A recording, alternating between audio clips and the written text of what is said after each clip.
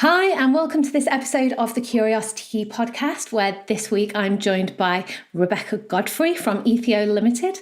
I'm really excited to talk to you about how organisations can better collaborate, communicate, build structured teams and processes and systems before they become a problem. And so I just want to welcome Rebecca to this interview, say hello, and do you want to tell us a little bit about yourself and what's brought you to where you are today, which is running your own business and helping organisations with this challenge? Yeah, absolutely. Thank you so much for having me. Delighted to be here. So I am actually an academic research scientist by background. I studied for a PhD in immunology at the University of Cambridge. And I've spent the last 12 or 13 years in the biotech and pharma world in a variety of roles, ranging from company director of a small consultancy, being third in the door, building that up, as well as global head and global director roles in two of the top 10 pharma companies. And what I've always been so passionate about, so interested about, is how we all operate so differently. I've worked with individuals and teams in more than 90 countries. And I love how we all make decisions, we manage, we communicate in so many different styles. But what frustrates me is that in spite of us all knowing this, I'm sure I'm not shocking you by telling you this, in spite of us all knowing this, we still, when we want to make important decisions, throw everybody in a room and expect them to behave the same way. So I was really interested in kind of studying the psychology of the workplace. And I've been doing that for a few years, doing a lot of reading, taking courses and whatnot, but also looking at my own successes and the few failures, we all have them, and kind of looking at what works and what doesn't work. And it got to the end of 2017 and I just thought, why not now? Why not just make the jump and go out there? So I set up my company at the very end of 2017, spent a lot of 2018 building my methodology, testing it against different case studies, and then really kicked things off kind of August, September time last year. And I've absolutely been loving it, working with loads of different types of companies, scientific companies, obviously that's where I come from, but also engineering companies, essentially highly regulated companies that have many of the challenges that are familiar to me, where you've got the technicians and then you've got the business folks coming together, and we don't always necessarily sing from the same hymn sheet. So they're the challenges I love. And I think that was what drew me to you in the first place, because for everybody listening, I was Rebecca's stalker for a while. I think somebody in my network had shared something that Rebecca was doing, especially around the Lego serious play methodology. So I then became one of Rebecca's biggest fans and started stalking her on LinkedIn and finding out everything that she was doing. Also because of my own experiences working in tech and engineering companies, especially around the fact that a lot of engineering companies have the developers and the people involved in creating those products and solutions to actually go out and sell or be involved in those business decisions, talking to people that are more commercially minded and not as technically minded. And I know that I've experienced certain challenges myself in trying to figure out how to communicate for success and actually how to make it work. So my curiosity definitely led me to follow Rebecca and what she was up to, and that's why I wanted to bring her in on this podcast to share some experience and wisdom. So you touched upon that you've worked in over 90 different countries, and when you're dealing with a company that has cross-border teams, international teams, how do you, or rather in your experience, how have you found cultural and language differences to affect communication within the business and also help move things forward?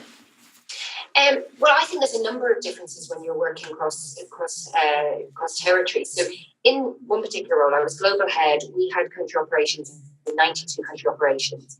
So the 92 country operations heads didn't report into me in terms of a formal structure. I was responsible for what they did in terms of my department. All of their data had to feed into headquarters. So each of the heads of their department that I worked with actually reported in through the structure in the company. So not only do you deal with different legislative backgrounds, different infrastructure, you're dealing with developing countries, you're dealing with developed countries, but also you're dealing with the culture within a company as well, because each of these company operations was the same pharma company, but they were actually little businesses in themselves. They had different drivers. A lot of the people that I worked with, these country heads, were drug safety, but actually they were reporting into a medical director who was reporting into a general manager who was commercial. So for me, the first thing that was so important was to get to know these 92 heads that I was responsible for leading, and to see what they needed, to understand their challenges. So, for example, one of the things that we had to do was when somebody would report a side effect report, this happens in all drug safety, you follow up with additional questions. Now, in the UK, you might pick up the phone and call the hospital. But in some countries, people have to physically go to the hospital. And without understanding these challenges, people at the headquarters would be like, why is somebody taking so long to do this? So I always felt it was really, the first thing was really important to understand who it was that you were leading, what made them tick, but also understand the context in how they're working.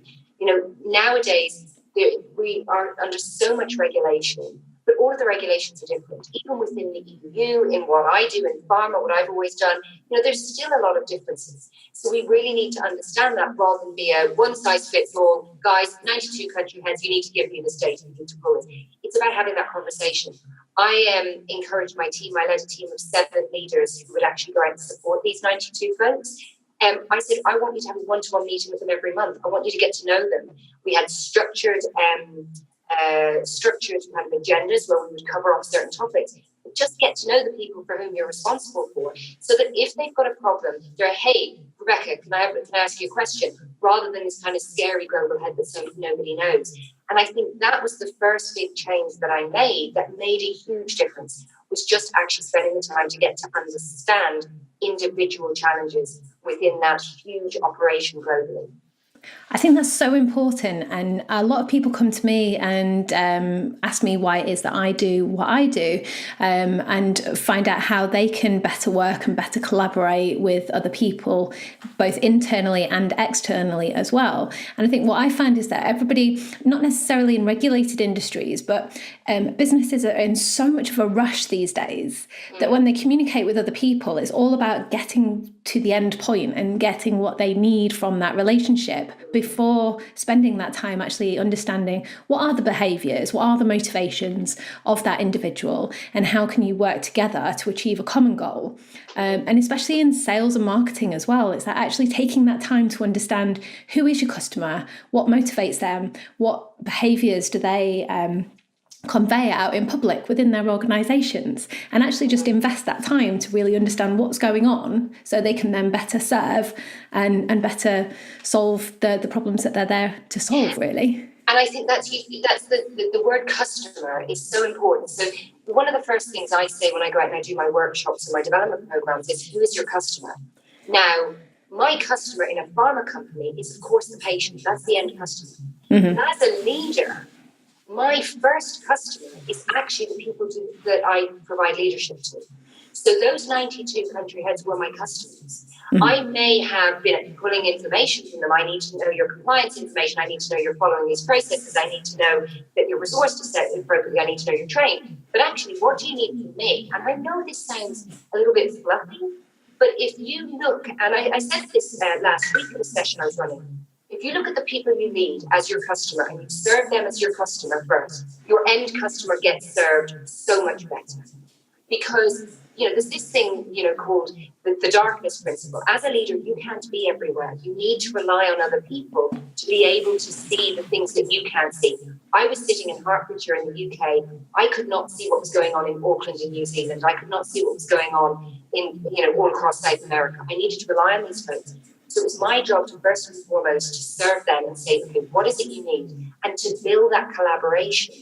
It frustrates me when I see hierarchy, when I see a lack of understanding of that need of give and take, because then people understand and say, why isn't it working? It's like, well, is it not working for them? Is it maybe something that you as a leader could be kind of flexing and changing? So I think the word customer, it really needs to be defined across organizations. If you're client facing, yes, and you're a small consultancy like I ran a few years ago, yeah, you see your customer straight away. But I still had internal customers as well. And I think that change in mindset can be quite dramatic in the response you get, the collaboration you get, and ultimately the response you get. Yeah, absolutely. And I think, was it Richard Branson that was saying that, if you focus on the culture of your company and you focus on developing your staff and treating your staff well, then your staff will then take care of your customers. And, exactly. I've been very fortunate, in the past that I've worked for companies that have invested heavily in the development of their staff and, taken that time to understand. But I've also worked with a lot of companies that don't do that, and a lot of customers of companies that don't do that. And it does shine through. It's really, really important. So why do you think companies and organisations wait until they have a problem to solve, or they're trying to fix something that's broken, before addressing these things within an organisation? I think we're so stretched nowadays for resources. I think there's two parts to it. I think one is that you said it earlier, we're in this drive to get to the result. We need to get to the result. But also it can be down to the personality preference of the leaders. So when I look at any organisation, before I get to the process, I look at the culture, I look at the scope, the structure, and the staff development. So the culture. Who are we and why are we here? How do we want to work together? What is our purpose? What is our reason for being? Scope. What is it that we do? So now in a small consultancy, that would be, who is our customer? In a big multinational, that might be, where's the start and stop of our boundaries? Then you know who we are, this is what we're all about, and this is what we do. Then you look at structure. Who does what? And when I talk about structure, I talk about not necessarily changing the org chart. If you're in a big company, as a leader, it's very rare that you can change that. But it's about mindset. Again, delegation, including people. Then you look at staff development, developing their confidence and their skill. And then the staff look after the processes. You as a leader can have oversight, but some of the best processes that my groups have ever developed have not been developed by me. My job is getting the culture, the scope, the structure, and the staff development right. They then do the process. They feel empowered. They're subject matter experts. Now, when you look at personality preference, there are certain types of people that will look at the culture and look at the staff development as their priorities. We'll have other people that will look at structure and will look at scope as their priorities. But when I went back and looked at these successes and looked at these failures, unless you have all four of these, unless you have a clear purpose, a clear scope, a good structure, and staff developed in competence and skill, you won't get the processes. So people often come to me and say, what's the problem with the process? And I'm like, hey, let's go back. Because the problem with the process is the symptom, it's not the problem. Mm-hmm. So often what we do is that it's very difficult for all of us, and I say this as myself included, that you look through your own eyes. So you go in and sometimes say, but I'm doing loads of culture work. I'm really building the confidence of my team. I still don't know why it's working. So it's not that people aren't looking. They think they've done it. But actually, if you interview their teams, they'll go, yeah, I love my boss, but every time I come to work, I don't know where my role starts and stops. It's just not clear. I'm stepping on the other department's toes. So I think there is a huge amount of effort going in there. But I think also words like culture are overused. Mm. Even when people ask me what I do and I say I'm a team and leadership transformation consultant, firstly, I think, oh, that sounds like the silliest job title in the world. But also, we're 10 a penny. And the thing I always say is my stuff is very practical. Yes, there's a lot about leadership mindset in there, but it's right. People need to know why they're doing what they're doing, who's doing what are they doing, and then they can just crack on and get it going. So I think that people now are investing a lot more time and money, because I think now it's clear that if people can just get up in the morning, they're excited to go to work, they know exactly what they're doing, the output and the value is worth the investment. But I think we are coming around to that. And what's interesting is smaller businesses as well are. I think a few years ago, it was very much the big giants that were investing a lot. They had learning and development. Whereas if you were a small business, you kind of just, bootstrapped and you kept going. A lot of my clients are smaller businesses now, where they're actually coming in and saying, right, can you develop our staff? Because their staff are their biggest and most expensive asset. Yeah, and I think a lot of people underestimate just how much staff... the staff costs are to a business. I have a lot of people that come to me going, I'd really like to book you for a training session, but we can't afford to train our staff at this point. And, I hear a lot of other consultants and a lot of other trainers that have this same challenge, where organisations just think of everything as a cost to them rather than as an investment. And with staff especially, unless you're investing in your staff's development, then, they're at some point going to leave. leave because they don't have the tools that they need. They're not satisfied. They're not happy. And, the cost of re-recruiting, retraining is rarely considered, or it's not considered in full. I think because a lot of people just think, it's really easy to recruit and replace people. I know from personal experience that's not the case at all, and it actually ends up costing you so much money and time and also frustration. So everything that you're saying is just absolutely required and gold. And I think with what you were doing, 'cause you came and delivered a Lego serious play workshop for one of my networking events over in Nottingham, which was absolutely incredible. People are still talking about it today, even a few months later. And, the value to an organisation, not just in the output of what it is that they're learning, like, how to better communicate, but the value in motivating and energizing staff to do something is, for me, absolutely key. So, can you tell me a little bit more about your experience of that and the value to an organisation that you've seen? Yeah, absolutely. So with the Lego Serious Play tool, if somebody's watching or listening to this and they've never heard of it, it sounds like I'm a crazy lady turning up with Lego. In the next room, I've got like 8,000 Lego bricks. So if I showed you that room, I'd definitely be crazy lady. So the Lego Serious Play is a tool that I brought online about September last year. There's a fair few facilitators around. I brought it in very much in the kind of leadership, team development, strategy development space. And what I love about the tool is that when an organisation comes to me and they've got an important business question, that could be around developing their vision, their values, it could be their strategy around a particularly difficult topic. One example is Brexit. I think I shared that example with you. Trying to tackle something as game-changing, for the worse in some cases, as Brexit. But what I do when I'm speaking to somebody is, yes, we've got the main objective, but I listen to everything else they're saying. They may be saying, well, actually, it's a new team, or, we want to try and get insights from the team. We don't hear from everyone, or it might be cross-functional working. There may be some conflict.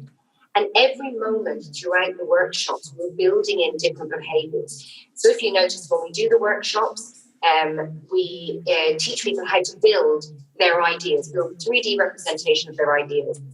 And I think you'll agree that, when you first come in, you think, I'm never going to be able to do this. And 40 minutes later, everyone's doing it. But it's a great way of leveling. It really removes the hierarchy. It removes those team dynamics, so things like groupthink, where everyone follows the leader. Because we encourage everybody to build their answer to the question. And they've already built it by the time they hear anybody else's answer. So it needs you to get that really holistic view. But by designing the workshops with the timers and the music, we're building in behaviours such as momentum, decisiveness, honesty, bravery. So literally every moment that somebody's in that workshop, there is this value to them and to their organisation. So they go away with the organisation having solved an important business question, but from everyone else feeling differently because they were all heard and they listened to everybody else. That one person said, we've done 6 months strategy work in 3.5 hours, because people have no time to go, oh, is that a silly idea? Or what are people going to think? Because I don't give them time, as you know. I just say, right, you've got 3 minutes, you're just going to do it.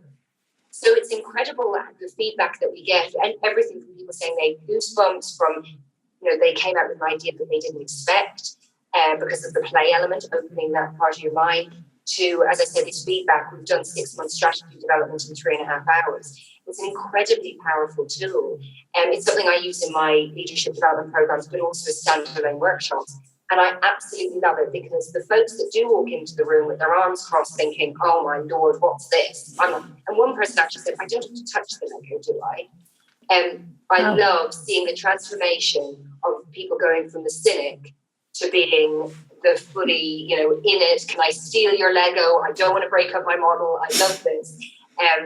Because it just brings people, as I say, to a level playing field that people are using their hands. So it's bypassing the conscious into the nice subconscious where we just get stuff done. But most importantly, I've been able to use it with organizations to resolve some really serious business questions that have been real sticklers for people, in terms of not hearing everybody's views, in terms of maybe not, drying up of ideas. And it's just been so rewarding to see that, especially with the kind of companies that I work with, because these are companies that have a massive part to play in the lives of their end customers. Yeah, for sure. And I think when you came and delivered it to the networking group, I mean, we were a sort of group of sort of smaller business owners, but there were a few people that came from larger organizations. And I think from my point of view, because coming from a business development strategy, marketing and sales strategy point of view, is to see people open their mind and think, instead of going straight in, as you do with a networking meeting, with what it is that you do, or trying to sort of constantly promote what you're doing, because every time you try to talk about an idea, you're always trying to sell something. You're trying to sell yourself, or you're trying to sell an idea, or you're trying to sell something, and it can come across as a bit pushy unless that person needs what it is that you're offering right there and then. And one of the builds that you had everybody working on was, sort of, I want you to build a representation of the value that you deliver to your clients. And what was great was to see everybody kind of come up with lots of different things and like really unusual ways, and then present it to the rest of the table. And everybody listened. They were engaged, they were interested, and they were then thinking not just, would they benefit from something else like that, but who did they know who would benefit from something like that, and really creating those connections, which was just absolutely incredible to see with something as simple as Lego. Because I know that, when you asked the question, it's like, oh, who's played with Lego in the last month? And then you asked everybody, who's played with Lego in the last month that doesn't have children? I was like, yes, me. And that's the thing I always say. It's just like, yes, okay, I'm an adult that loves Lego. It's totally fine. And what's great is that we often have people pretty much in every session where there's at least one or two people who've never played with Lego before. And that's why when people say, why is it Lego? Well, it could be Play-Doh, it could be drawing. But if you're like me, I've got the scientific brain, I cannot draw. No offense to any scientists out there, but I am the quintessential, I'm analytical, I can build things like Lego, but I can't draw. But really, it's just about representing your ideas. It takes the emotion. Instead of you saying, I think this, you're saying this model represents, and you get into that. So you don't feel like you have to defend your ideas. But what's lovely as well is imagine those 10 people on your table, or 8 people I think we had on your table. So you each build the value that your role brings to its end customer. Imagine you're one company. What we would then do is take those 8 answers and build one big model. And I've worked with companies recently where we had 3 tables of 10. They each built a table model, and then we put the 3 table models together. So we had a model that represented the value that this company brought to its end client, which had pieces from every single person in the division. And what that meant was everybody was committed to the end result. Because how many times do you go to a meeting and you hear people like, you make a decision, and then you hear people a few weeks later going, well, I didn't even agree with it anyway, I just didn't want to say anything. And it's like, well, no, now you can see it. And even if there's ideas in that overall model that maybe you didn't agree with or weren't yours, because you are represented, you're more likely to be open and say, do you know what? I've been heard, I've been listened to, so I'm going to listen to and hear other people. And that's what's really lovely when you see that come together. But also, because it's a bit weird and wonderful, you go away feeling like you've bonded. Firstly, you've learned more about people, you've heard their ideas, but also you've done something a bit weird together. You played with a bunch of Lego together. So you leave a networking event or a company event, you go and try and describe it to other people who everyone thinks you're absolutely crazy. So you're in this like little club of, oh, well, Charlie and I know what we're talking about. And that's what's lovely as well. I used to have an electric car, and every time you see another electric car drive, you kind of feel like you're like, oh, I understand what you understand, range anxiety. We're in the same club. And I think that's what it's like when you've done Lego. You can talk in Lego terms a little differently. So maybe I'm just destined to be in these like weird clubs everywhere. Yeah, well, I always say that whenever I do my training, because it's like, especially I use LinkedIn as that tool in the same way that you're using Lego as that tool, from a sales marketing and business development point of view. And it's that, you create connections by talking about shared interests. So even if you're trying to sell a product, service, an idea, if you understand who the person is that you're talking to, understand what interests them, what motivates them, then you're more likely to be heard and, really listened to, because you go to, I've been going to sales meetings like for years. You go to events, networking meetings, all of these things. People will listen to you, but not really hearing what it is that you're saying. Whereas, if you sort of talk about exactly what you were just saying there, is that it really creates those connections. And then, you go away both having really listened and heard to what the other person is saying. And then you also remember that and take it away and do something with it afterwards. And the 3D representation helps with the visual memory as well, because some people are very auditory, some are very visual, some are very kinesthetic. They actually have to do. So, for example, I'm writing a book at the moment. If I sit at my I was going to say typewriter. If I sit at my keyboard with a blank page, I'll just sit there for ages. Whereas if I sit with a dictaphone, as you can probably imagine, I can talk for days. My son, he has to be doing something. He's 7 years old. He has to be doing something. So when he's learning maths, he has to be practicing it, because he needs to be kind of getting in and getting stuck in. And that's what's lovely, is that you kind of cover all of those, the auditory, the visual, and the kinesthetic. And I think that's why people go away. That if I showed you a model from that networking event, you would probably still remember what it represents. Anybody else looking at it, it's a pile of Lego. It doesn't mean anything except for those people who are in the room. So that's great as well. And I absolutely wish that I'd have met you and come across Lego Serious Play when I was working in leadership roles across companies, because, my first experiences with the difference in learning styles and the difference in communication styles kind of came from learning how to be a rowing coach, of all places. I didn't learn that in industry. And it made me a much, much better leader and a much, much better manager, because especially when you're working in smaller businesses, so not large organizations, but smaller businesses, every single person in that company has a part to play in the sale and the business growth. So it doesn't matter if you're not working in sales or you're not working in marketing. Everybody has an input, and to be able to use the experiences and make people feel heard and get their input, because a lot of companies, you'll always have, your extroverted characters that will always chip in their ideas, and then you'll always have the introverted people that are just kind of like, they don't want to put forward their ideas, but more often than not, those people have actually got the best ideas anyway. And that's the thing, like introversion and extroversion, people often think it's social confidence.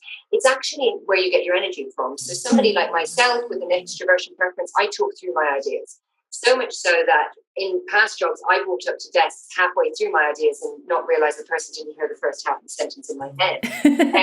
Very frustrating, I'm sure, for my colleagues. And people with an introversion preference, like it's not that they're scared or shy to share their ideas, but they want to reflect on them. They want to think them through. And by getting those two preferences together is absolute magic, because you get the spontaneity of those with an extroversion preference and the kind of patient reflection from the introversion. So it allows you to critically look at a problem. And also when you do look at organizations where, let's say you've got a table of 12 in a boardroom style, and you've got 2 people from sales and marketing, you've got 6 technicians, you've got somebody from quality, somebody from IT. If, let's say, the person from quality is somebody with an introversion preference and wants time to reflect, but the leader of the group is somebody with an extroversion preference, like bam, bam, bam, let's get it done, and you don't hear from that person, you actually don't hear from that speciality. So in a big multinational, you don't hear from that division. In a small business, you don't hear that quality expert. So we really need to, and it doesn't always need to be Lego Serious Play, but I think as in our industries, we really need to think of, are we hearing from everyone? And when things don't work, so I worked with one company that has restructure after restructure after restructure. And I said to them, have you stopped and wondered why these restructures aren't working? Because if people aren't committed to it before it starts, it becomes, well, I'm only going to do it because it's Charlie's change, Charlie's restructure, or Charlie's process. Whereas if it becomes mine because I've been involved in it, we just need to, I think, sometimes step back and go, are we really hearing from everyone? Are we arranging our working styles so that we do take into account these different personality preferences? Are we ploughing ahead with momentum, but doing it in such a way that we're not leaving people behind? And I think that's something that if companies can just kind of take pause and do that, we get so much better out for our customers, whether that be the people we lead or our end customers. And I think it's worth the time in the investment in time and or financial, because the outputs then, you're not having to do all this rework. I think sometimes people forget, as you say, rehiring staff, correcting things because people haven't had the full picture. Sometimes we don't take that into account when we're thinking about how do we invest in our teams when we're developing to make sure they're high-performing teams and that they maintain to be high-performing. That we don't go, right, that team's great, let's leave them, we don't need to invest in them. You know what I mean? And restructuring is it seems to happen all the time. I always hear organizations going, oh, we're going through a restructure, or, we're going to redo our brand, or we're going to redo this and redo that. And then kind of like rush into that process. And, you're talking about different learning styles. I learn by doing something. You can lecture me all you like, you can talk to me all you like, but unless I've actually done it, then I really struggle to pick it up. Partly why I really struggled at school, because my school was all about teaching and not doing. And I've learned from going through numerous restructures and then just realizing, what, this doesn't work. If you're just saying, this is Charlie's idea of restructuring and this is why we're doing it, but you just kind of go ahead and do it, you don't get that team buy-in or that motivation, then you actually end up going nowhere, and it's just been a huge waste of time and waste of everybody's energy and effort. But if you get that buy-in, as we were talking about earlier about motivation, and energizing people as to the purpose of what it is that you're trying to do, then you go much further. I wrote an article because it was following the boat race in London, the Oxford and Cambridge University boat race, because I obviously didn't go to Oxford or Cambridge, but I've rowed that route, and I've competed, and I've also coached a crew that rode that route. So I wrote an article about the similarities between leadership and rowing. Because in a boat, especially if you're dealing with 8 people in a boat, you might think, right, okay, as a coach, you've got the stronger people that need to be in the middle, and then you've got the people that are great at setting the pace, so you put those at the front.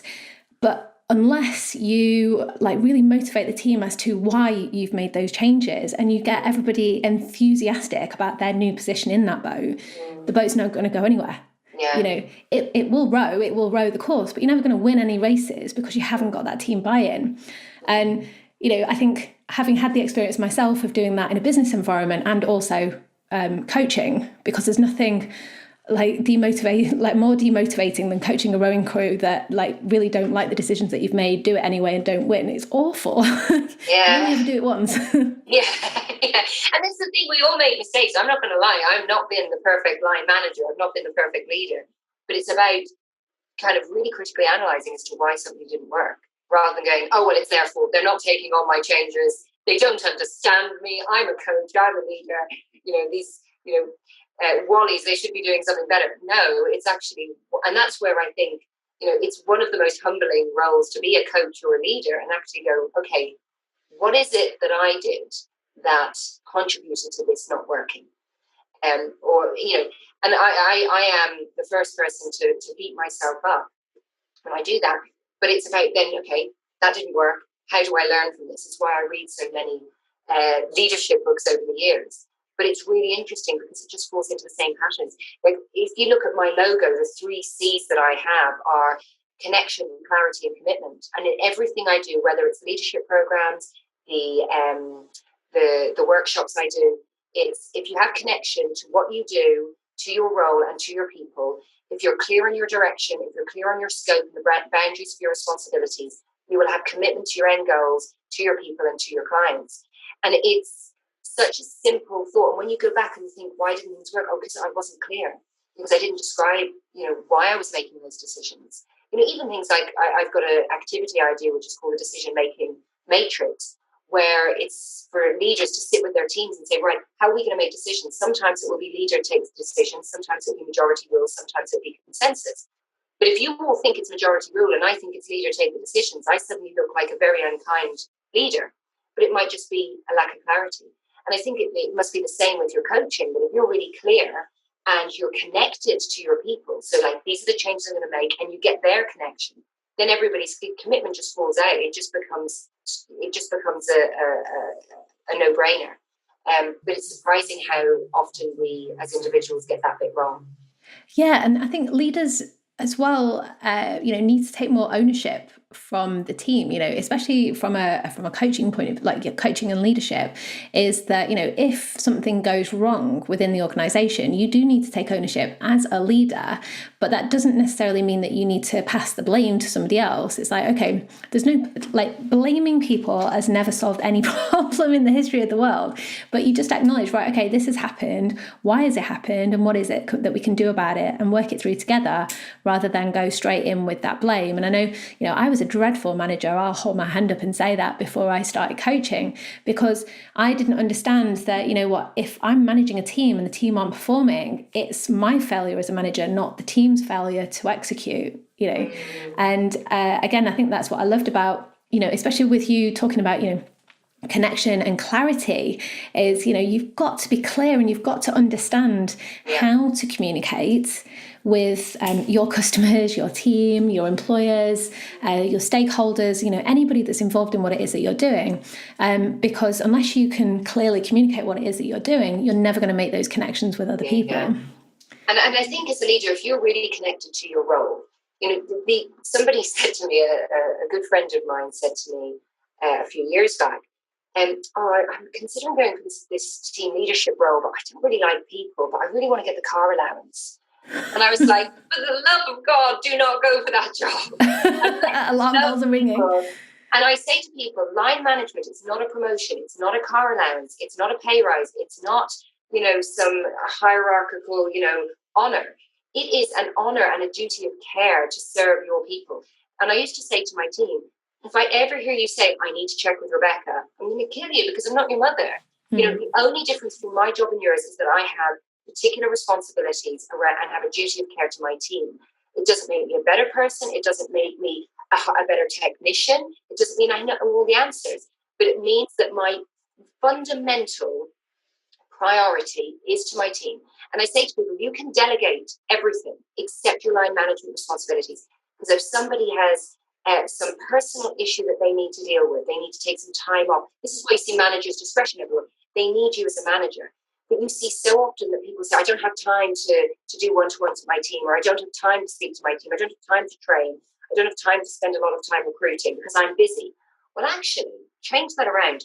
Again, serve your customers. I know I sound like I need to get off the soapbox. You know, serve your customers as in the people you lead first, and the rest falls out. But also know when actually management might not be for you. That actually, I really want to be a senior technician. I want to know my stuff. I want to be a subject matter expert. But I actually don't want to manage people. I don't want to lead people because it is a difficult role. It's one where, as you say, you celebrate their successes. But any failures for the team, you have to look first at how you're leading the team. It doesn't necessarily mean that people in your team won't make mistakes, but it's about, have you put in place the checks and balances to support them? Are there checks and balances in the process? That's where you come in. Is there the right coaches so that when somebody doesn't know what they're doing, that they feel comfortable to be able to say, Rebecca, I'm really stuck? Or are you actually quite a scary boss that they don't want to ask you when you've got a problem? So then they naturally go and make these errors. So it's something that I'm incredibly passionate about. And I still see so many people who say they hate being a manager, but are a manager and go for management job after management job after management job. And a lot of the kind of the technical industries now are developing roles so that people can have career progression outside the management outside management roles, which I really celebrate, because if you're a great technician but you don't want to be a manager, we don't want to lose you. We really don't want to lose you. We want to leverage the insights and the experience that you have without putting you in a role that you're not going to enjoy and you're not going to excel at. Yeah, and I think it's the same with you talk about serving your clients. That's the main driving force why a lot of us start businesses, is that we go into business because we want to solve a problem for our clients. We want to serve our clients. Well, I like to think that that's the majority. The majority of businesses go into it for that reason. But you're talking about like management. A lot of the, especially the innovative technical companies that I come across, it's normally the person that had the idea, that developed the solution, that started the business because they wanted to get that into market. So they've kind of ended up as that accidental manager, if you like. I know that one of my old bosses, he always used to say, is like, I didn't go into business to manage people. I went into business to continue innovating and continue doing this stuff. But, didn't necessarily have at the time the team around him to take everything over. But he was investing in developing that team so he could do what he wanted to do and what he loved doing. And I think that's really important, because a lot of our listeners for this podcast are either small business owners, innovators, change makers, people that want to solve a problem and then end up in those roles. And I think that there needs to be more of a a kindness around, go ask for help. Don't expect to be able to do all of this yourself, because management is hard, especially if it's not your natural ability. I don't think, is there such, do you think there is such thing as a natural manager? I think that there may be people who start off as a natural manager. I think that everybody has it in them. As I say, when you look across these 5 pillars of culture, scope, structure, staff development, process excellence, we all have ones we're good at, and we all have ones that we need to develop. So just because you're great on culture doesn't make you a better manager, because you might be very weak on process and scope.